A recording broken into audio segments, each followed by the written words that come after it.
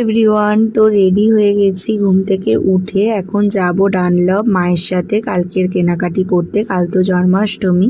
তো বেরিয়ে দেখো অটোও পেয়ে গেলাম। আর এই দেখো মা আগে আগে যাচ্ছে, আমরা ডানলপ পৌঁছেও গেছি। তো আমরা মেনলি ডানলপে এসছি গোপালের জামা নিতে, আর বাকি সব জিনিসপত্র আমাদের ওখান মানে আলমবাজার থেকেই নেব।